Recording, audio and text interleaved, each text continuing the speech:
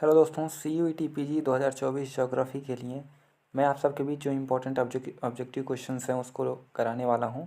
तो please video को ज़्यादा से ज़्यादा शेयर कीजिएगा और सपोर्ट कीजिएगा ताकि मैं आगे भी वीडियो लाता रहूं। और चैनल पे नए हैं तो चैनल को ज़रूर सब्सक्राइब कर लीजिए ताकि जब भी मैं वीडियो अपलोड करूँ तो आपके पास नोटिफिकेशन पहुँच जाए। और इसमें जो भी मैं क्वेश्चंस कराऊँगा उसके ऑप्शंस को भी एनालिसिस करूँगा ताकि जो उससे प्रश्न बन सकते हैं आगे उससे जो है हम उसको भी डिस्कस कर सकें। ठीक है।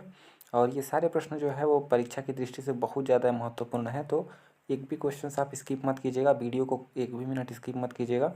तो बिना टाइम वेस्ट किए हुए चलते हैं हम अपने सबसे पहले प्रश्न पे, जो कि जियोमॉर्फोलॉजी से है। जियोमॉर्फोलॉजी को पहले हम कवर करेंगे, उसके बाद धीरे धीरे करके इसी तरह सारे पोर्शन को हम कवर करने का प्रयास करेंगे।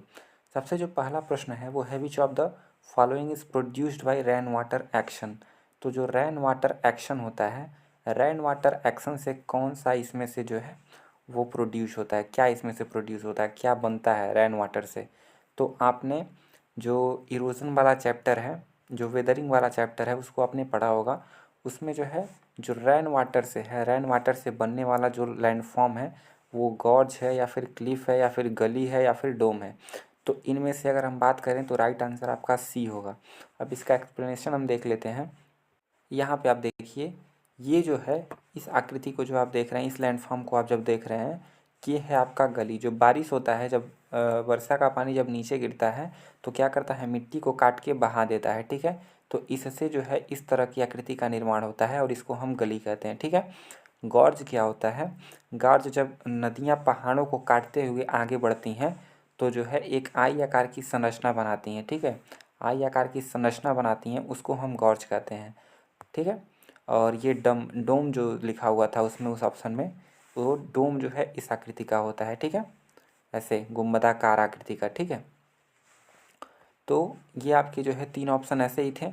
यहाँ पे आप देख सकते हैं जो प्रश्न था आपका कि कौन सा जो है रेन वाटर एक्शन है, तो इसमें से राइट आंसर आपका क्या हो जाएगा, गली हो जाएगा। ठीक है। क्लिफ क्या होता है, तो क्लिफ किसी भी समुद्र के किनारे, नदी के किनारे जो पहाड़ जो होता है वो खड़ी ढाल में, जैसे अगर ये रैन है, ये समुद्र है, तो इससे इसके किनारे ही जो ये खड़ी ढाल वाला जो पर्वत है, ये जो चट्टान है, इसको हम क्लिफ कहते हैं। ठीक है। तो ये क्लिफ होता है। ठीक। इसी तरह डोम मैंने आपको दिखाया, इस आकृति का होता है गुंबदाकार।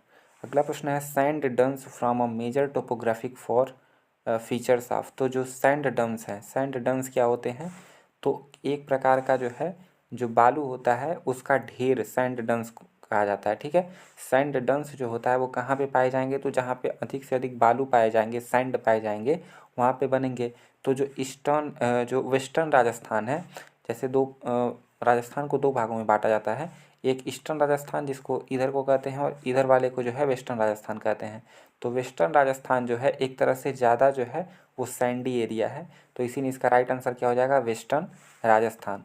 अगर मैं आपका इसका फिगर दिखाऊं तो आप यहाँ पे देख सकते हैं इसको, ये जो चीज़ है, ये आप देखिए यहाँ पे, ये जो चीज़ आप देख रहे हैं ये है जो है क्या, सैंड डंस इसको कहते हैं। ठीक है। बालू का ढेर लगा होना। ठीक है। एक तरफ से ये ढलान होता है, एक तरफ उभरा हुआ होता है। ठीक है। तो ये हो गया आपका। अगला जो प्रश्न है the deepest lake in the world. तो जो सबसे गहरा झील है वर्ल्ड का वो कौन सा झील है, तो ये तो फैक्ट वाइज क्वेश्चन है लेकिन बहुत महत्वपूर्ण है, ये आपको याद रखना पड़ेगा। बैकाल लेक जो है वो वर्ल्ड का सबसे गहरा लेक है। अगर सीक्वेंस पूछ दिया जाता है कि टॉप 10 में सबसे डीपेस्ट लेक कौन से आते हैं, तो आप इसको देख सकते हैं। यहाँ पे सबसे जो गहरा लेक है वो आप देखेंगे तो बैकाल लेक है, जो कि कहाँ पे है, रशिया में है। रशिया में जो है साइबेरिया के क्षेत्र में बैकाल लेक है। उसके बाद दूसरे नंबर पे आता है जो लेक टंगेनिका, टंगेनिका जो है वो आता है, जो कि सेंट्रल अफ्रीका में पड़ता है। ठीक है। तीसरे पे कैस्पियन सी आता है जो कि यूरोप में पड़ता है। और जो लेक वोस्टक है वो अंटार्कटिका में पड़ता है, चौथे नंबर पे है। और उसके बाद यहाँ पे आप देखेंगे पाँचवा हिजिन सन मार्टिन, ये कहाँ पड़ता है, चिली अर्जेंटीना में पड़ता है। ठीक है। तो ये टॉप जो है टॉप 5 आप याद रख सकते हैं, अगर एक बार देखे रहेंगे तो आपको ईजी रहेगा। अगला प्रश्न हम देखेंगे। अगला प्रश्न कह रहा है कि Vindhyan rocks contains large deposits of. तो जो विंध्यन रॉक होता है, जो विंध्यन पर्वत है, चट्टानें हैं, वो जो है अधिक से अधिक मात्रा में क्या रखती हैं, तो अपने अंदर वो लाइम स्टोन रखती हैं। ठीक है, लाइम स्टोन उनके अंदर ज़्यादा होता है विंध्यन रॉक में। ठीक, अगला प्रश्न, which one of the following statement is false. तो इसमें से कौन से जो स्टेटमेंट्स हैं वो फॉल्स हैं। तो peninsular region is geographically the oldest part of India. तो ये बात सही है, जो पेनिनसुलर रीजन है इंडिया की अगर हम बात करें तो ये जो है उत्तरी भाग हो गया। ठीक, और ये जो नीचे का भाग है इंडिया का, ये जो पेनिनसुलर भाग है, ये क्या है, सबसे पुराना भाग है। दूसरा जो है the Himalaya represent the youngest folded mountain in the world. ये भी राइट है, क्योंकि जो हिमालय को ही जो है वो फोल्डेड माउंटेन माना जाता है, यंगेस्ट सबसे जो है नवीन पर्वत। The western coast of India has been formed by the depositional activity of river. इस ऑप्शन को समझते हैं। जैसे अगर हम प्रायद्वीपीय भारत को बनाएं तो प्रायद्वीपीय भारत ऐसे बन सकता है। ठीक, अब देखिए भारत की जो अधिकांश नदियां हैं वो क्या है, पूर्वी घाट की तरफ ऐसे उनका मुख है। ठीक है, वो वहाँ पे पूर्वी घाट के समुद्र में जाके वो अपना पानी छोड़ती हैं। तो जब इधर केवल नर्मदा और तापी ही ऐसी नदी है जो कि पश्चिमी घाट की तरफ आती हैं, तो इसलिए मैं बताऊं कि जब पश्चिमी घाट की तरफ नदियां ही नहीं आ रही हैं तो इधर डिपोजिट्स कैसे बनेंगे, इधर लैंडफॉर्म्स कैसे बनेंगे। ठीक है, तो यहाँ पे क्या करा, the western coast of India has been formed by the depositional activities.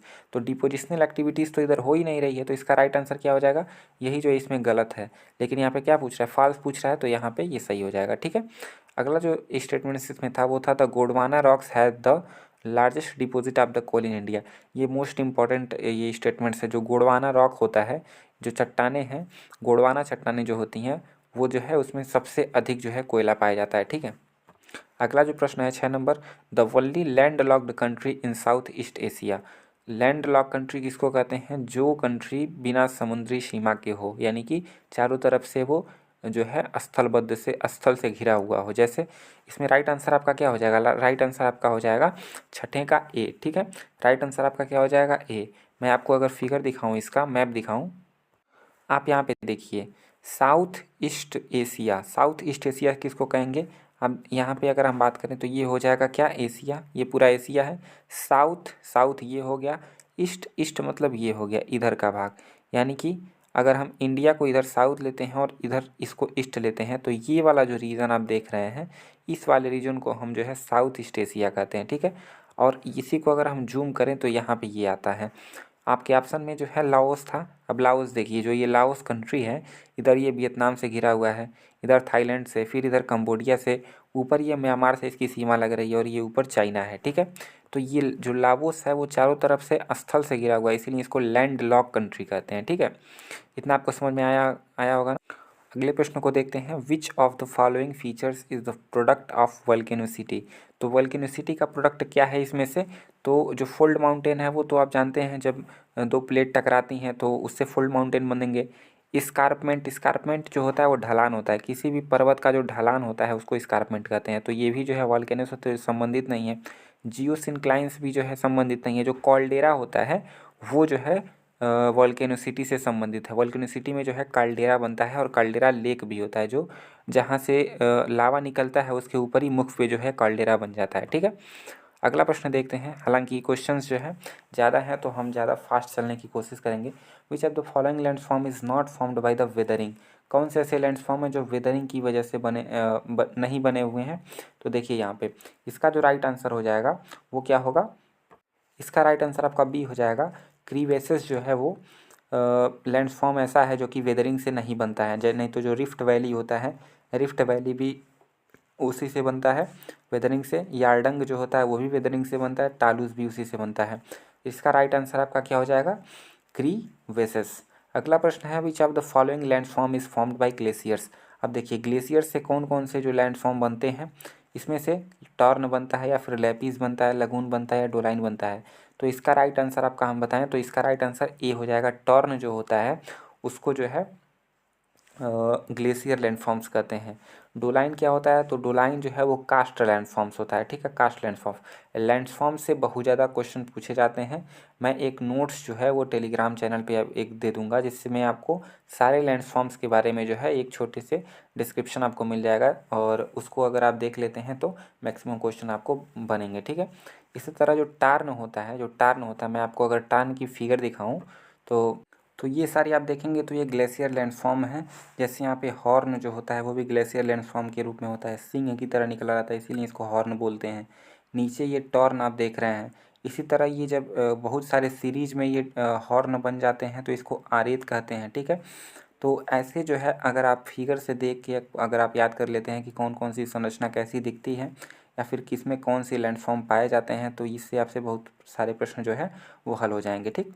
अगला प्रश्न हम देखेंगे। अगला प्रश्न है इंसलबर्ग और हमादा जो है वो किससे बनते हैं। तो जो इंसलबर्ग और हमादा हैं ये दोनों जो है वाइंड डिपोजिशन से बनते हैं, ठीक है। यानी कि राइट आंसर आपका डी हो जाएगा।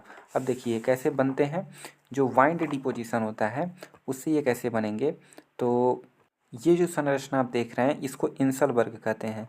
स्टार्टिंग में ये ऐसे जो है एक पर्वत की तरह होता है, लेकिन जब हवाएं चलती हैं तो चूँकि ये जो किनारे किनारे जो मुलायम जो यहाँ पे हैं इसको चट्टानों को काट के जो है इस तरह का आकृति बना लेती है और इसको इसी को हम जो है इंसलबर्ग कहते हैं।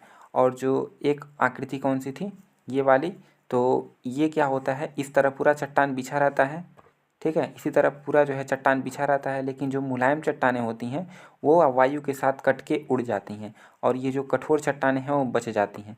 तो इन दो आकृतियों को जो है यहाँ पे क्या कहा जा रहा है, यहाँ पे राइट आंसर आपका क्या होगा 11वें का 10वें का जो है इंसलबर्ग और हमादा। जो इंसलबर्ग और हमादा है ये दोनों किससे बनेंगे, वाइन डिपोजिशन से, ठीक है।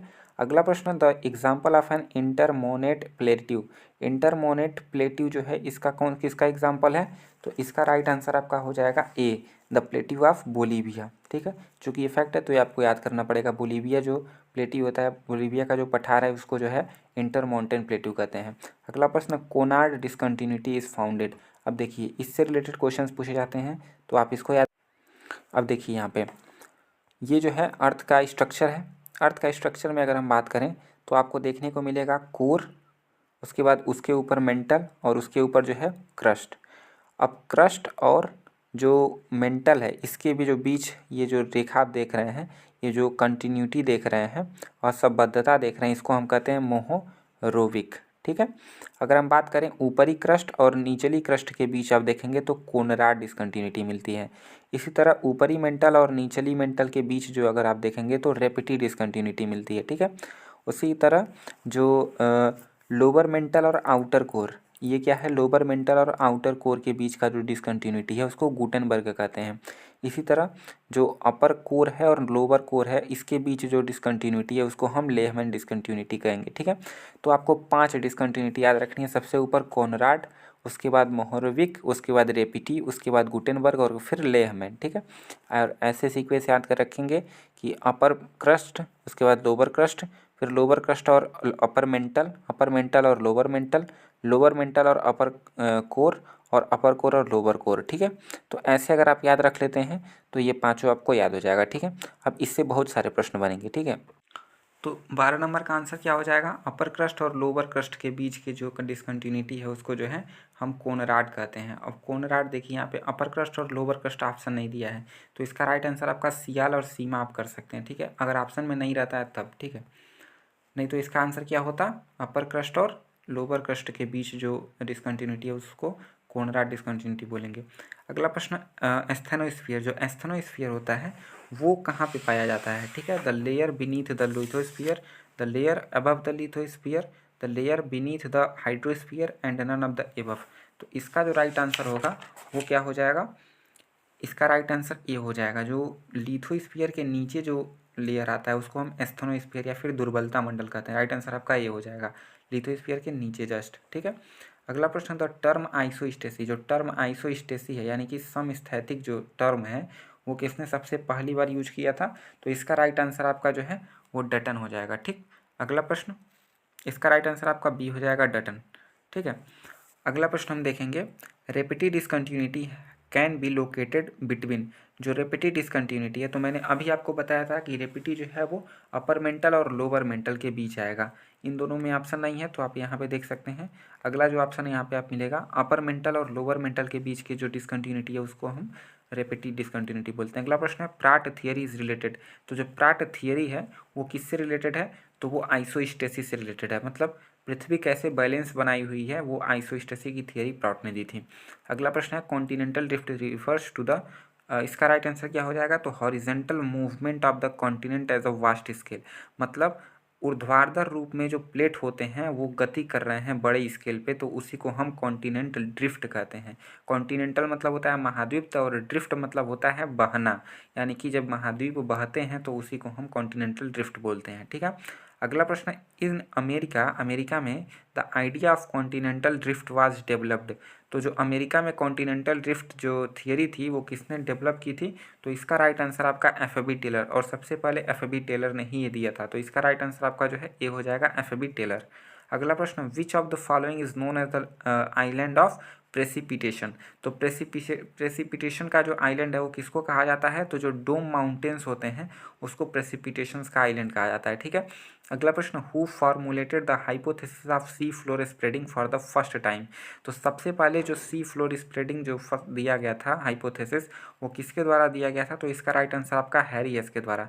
हैरी एस ने जो है वो सी फ्लोर स्प्रेडिंग क्या थियरी हाइपोथेसिस दिया था। इन्होंने बताया था कि जो सी मतलब समुद्र जो होता है उसका जो फ्लोर है, फ्लोर मतलब उसकी जो सतह है नीचे की, वो क्या हो रही है, स्प्रेड हो रही है। स्प्रेड मतलब फैल रही है, यानी कि इधर से नीचे से लावा निकल रहा है और धीरे धीरे ये दोनों तरफ ये खिसक रही है। ठीक है, स्प्रेड हो रही है। ठीक है, अगला प्रश्न है मोहोरोविक डिसकंटिन्यूटी इज फाउंड, तो मैंने अभी आपको उस फोटो से समझाया, पिक्चर से समझाया कि जो मोहोरोविक डिसकंटिन्यूटी है वो किसके और किसके बीच आएगी, तो क्रस्ट और मेंटल, यानी कि अपर लोअर क्रस्ट और अपर मेंटल के बीच जो है, लोअर क्रस्ट और अपर मेंटल के बीच जो है वो आता है क्या, मोहोरोविक डिसकंटिन्यूटी। अब इसमें ऑप्शन में आप देखेंगे तो ये चीज़ नहीं दिया है, तो upper and inner core, sial and sima, sima and outer mantle, upper mantle and lower mantle, तो इसका राइट आंसर क्या हो जाएगा, इसका राइट आंसर आप सी लगा सकते हैं, sima and outer mental.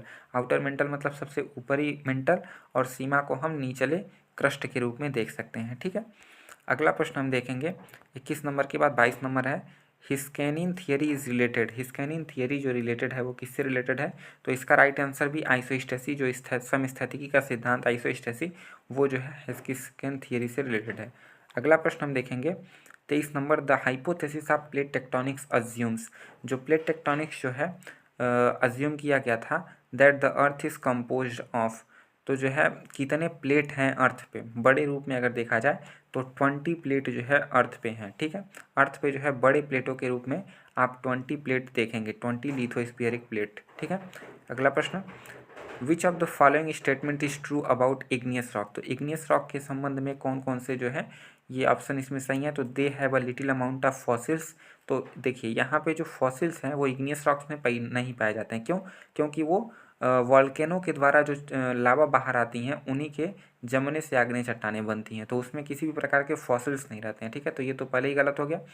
They are porous for water, अब देखिए वो पोरस के लिए वाटर के लिए पोरस रहते हैं, यानी कि उसमें पानी जा सकता है, तो ये भी ऑप्शन गलत हो जाएगा क्योंकि वो बहुत ज़्यादा घने होते हैं। ठीक है, अगला प्रश्न है दे आर अगला जो ऑप्शन है वो है they are crystalline as well as non crystalline, तो देखिए क्रिस्टलाइन और नॉन क्रिस्टलाइन मतलब दानेदार और दानेदार, क्रिस्टलाइन मतलब दानेदार वो होते हैं और नॉन क्रिस्टलाइन मतलब दानेदार नहीं होते हैं, यानी कि क्रिस्टल के रूप में अब दोनों इसमें दे दिया है। तो चूँकि जो आग्नेय चट्टान होता है लावा के रूप में जब जम जाता है तो उसमें किसी भी प्रकार का दानेदार चीज़ें नहीं पड़ती हैं। ठीक है, दाने क्रिस्टल नहीं बनते हैं उसमें, तो जो है इसका जो राइट आंसर हो जाएगा क्या होगा, इसका फिर से अगला देख लेते हैं, these rocks do not contain silica, ये रॉक सिलिका कंटेन नहीं करते हैं। तो देखिए पहला गलत हो गया, दूसरा गलत हो गया और चौथा गलत हो गया, तो इसका जो राइट आंसर हो जाएगा वो crystalline as well as non crystalline, right answer आपका सी हो जाएगा इसका। ठीक, अगला प्रश्न है gabbro is an example of,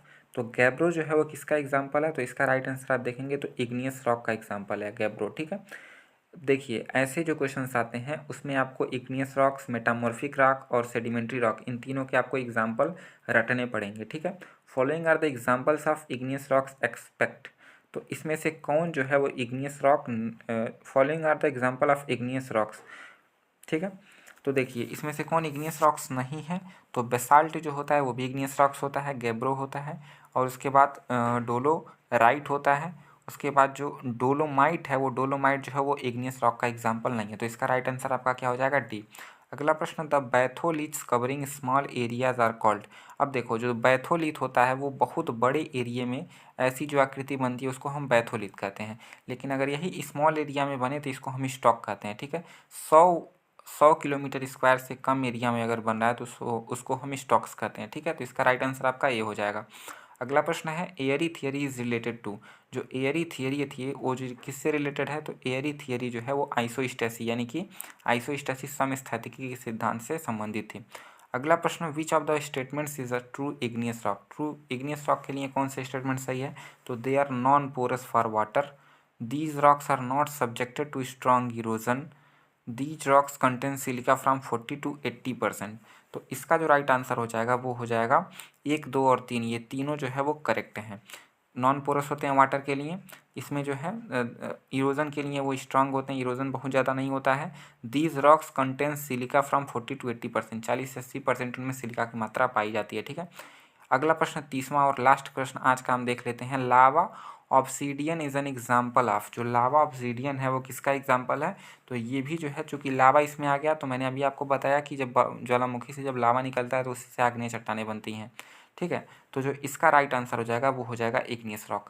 तो ये 30 क्वेश्चन मैंने आज आपको करा दिए। ठीक है, इन 30 क्वेश्चंस को अगर आपने समझा है तो ये आपके लिए बहुत अच्छी बात है, और मेरे लिए भी बहुत अच्छी बात है कि मैं आपको समझाने के लिए वो हो सका। तो ज़्यादा से ज़्यादा वीडियो को शेयर कीजिए और ज़्यादा से ज़्यादा लाइक कीजिए। चैनल पे हैं तो चैनल को ज़रूर सब्सक्राइब कर लीजिए, ताकि जो है जब भी मैं वीडियो अपलोड करूँ तो आपके पास नोटिफिकेशन पहुंच सके। फिर मिलते हैं अगले वीडियो में इसके नेक्स्ट पार्ट में, और आगे फिर मैं इसके 30 क्वेश्चन जो और भी कराऊँगा। ठीक है, मिलते हैं नेक्स्ट वीडियो में। धन्यवाद।